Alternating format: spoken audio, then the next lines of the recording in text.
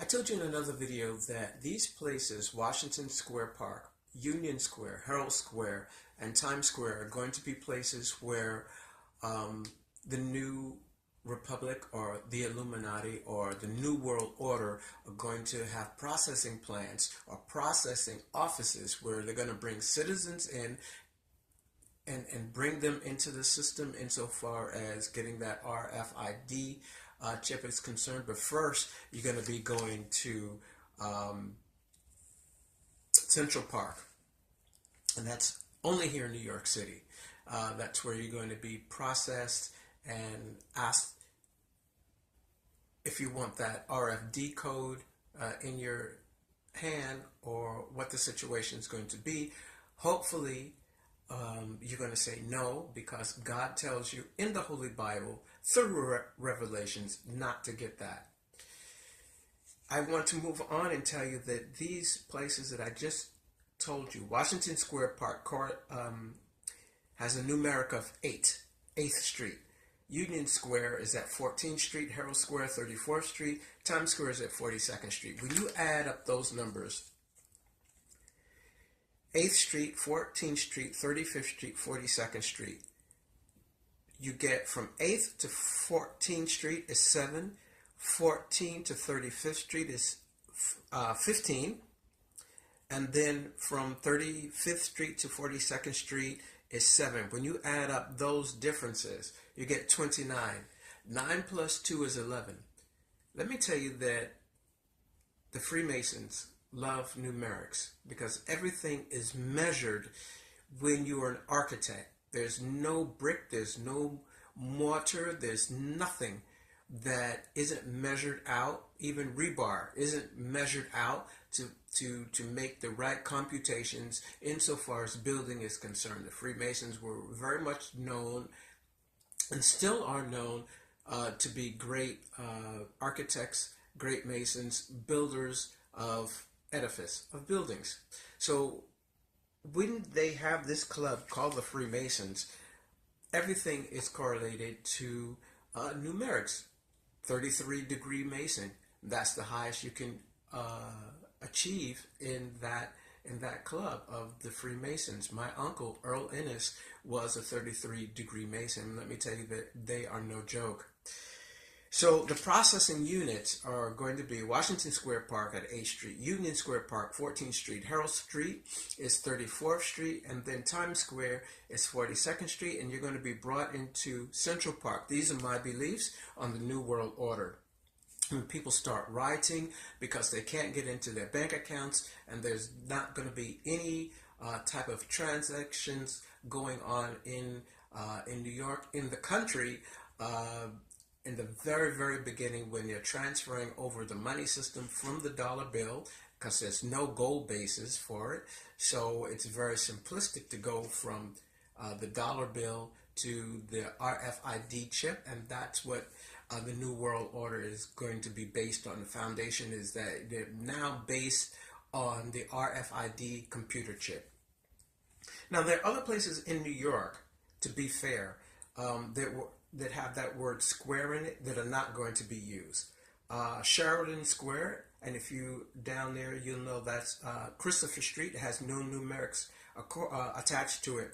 Court Square in Queens or Long Island City has no numerics attached to it. So these major ones that I told you, Washington Square Park, Union Square, Herald Square, and Times Square, all have numerics attached to them. And then you're going to be brought into Central Park, and that definitely has a numeric attached to it.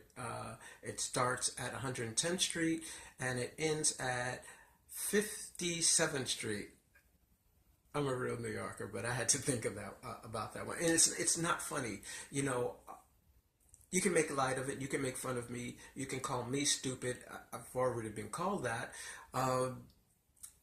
But these are my beliefs. I believe that Oprah Winfrey will be the first African-American woman to be president anywhere, but especially in New York.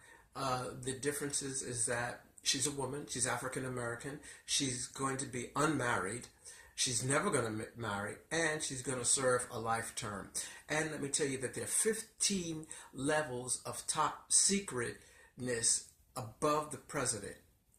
No matter what president in history has been in office, there's always been a level of secrecy above him, and people, offices, telling him exactly what to do, what moves to make, whether it's financial, it's always financial, militaristically, or what have you. And that goes from every president that there was. So when you get in office, or when somebody gets in office and they're a bad president, is because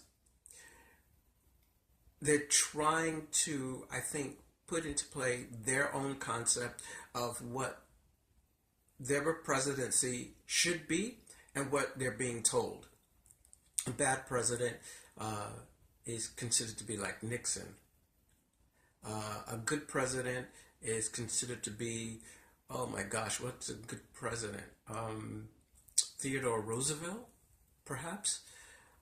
So when you have 15 levels of secrecy and people telling you to do, above you, you have bosses in offices that are higher than what you can go into to find out what's going on in the country. You can't go to them, they come to you. Then that is the criteria for whether or not you're a good president.